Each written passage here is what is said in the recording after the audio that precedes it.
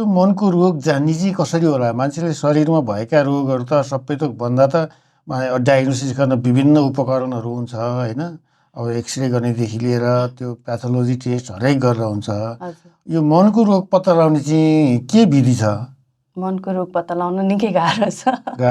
निकै गाह्रो छ, किनभने भनेको जस्तो एकदमै हजुरले अघि भन्नुभयो नि, बस्यो आधी 1 घन्टा गफ गर्यो, ल मैले त्यो मान्छेलाई सबै चिनेँ बुझेँ, उसको बारेमा सबै थाहा पाएँ भनेको जस्तो खालको नहुन सक्ला। सबैजनामा एकचोटिकै इन्टरभ्यूमा सबै कुरा थाहा पाइहालिन्छ भन्ने जरुरी छैन। फेरि सबैजना एकैचोटिको सेसनमै ओपन अप भएर सबै कुरा खोलिहाल्नु हुन्छ भन्ने पनि जरुरी छैन नि त।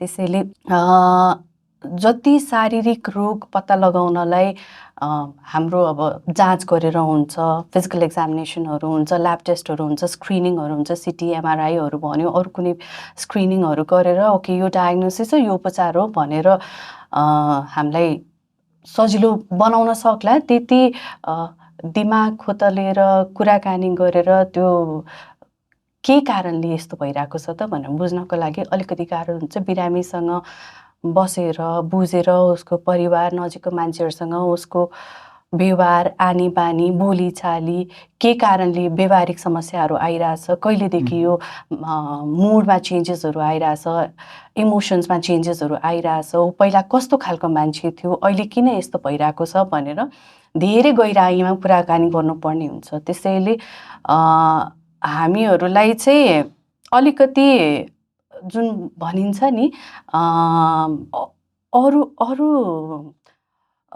अरू मेडिकल फिल्ड भन्दा चाहिँ साइकाट्रीमा बसेर कुराकानी गरेर त्यो कन्क्लुजन डायग्नोसिसमा आउनको लागि चाहिँ बिरामीसँग ऱ्यापो स्ट्याब्लिस गरेर गफ गरेर अनि उहाँको के छ कस्तो छ भनेर बुझ्नलाई अलिकति डिफिकल्टै हुन्छ। तर अब हामीहरूको त अब एक्सपिरियन्स ट्रेनिङै त्यही अनुसारले भएको छ होइन, त्यही कारणले भनेको सजिलो चाहिँ छैन।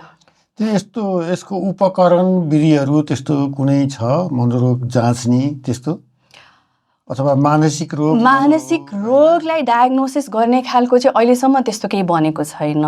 मानसिक रोग होइन भनेर रुल आउट गर्नको लागि चाहिँ बरु हामीहरूको कस्तो हुन्छ भने कहिलेकाहीँ मानसिक रोग जस्तै लक्षणहरू लिएर शारीरिक रोगहरू पनि आउन सक्छ। यो कारणले यो भएको होला है भनेर रुल आउट गर्ने तरिकाहरू चाहिँ अरू शारीरिक कारणहरू रुल आउट गर्नको लागि ब्लड टेस्ट होला, स्क्रिनिङ होला, ल्याब टेस्ट हजुरले अघि भनेको जस्तै मल्टिपल ल्याब टेस्टहरूले रुल आउट चाहिँ गर्न सकियो। शारीरिक कारणले भएको होइन है भनेर चाहिँ रुल आउट चाहिँ गर्न सकियो।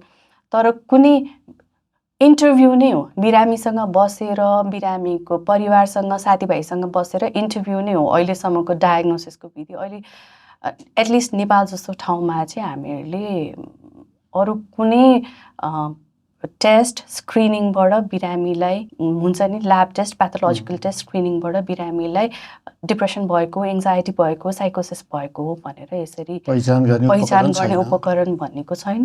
बिरामीसँग बसेर इन्टरभ्यू, बिरामीको परिवारसँग बसेर इन्टरभ्यू, त्यही नै हो।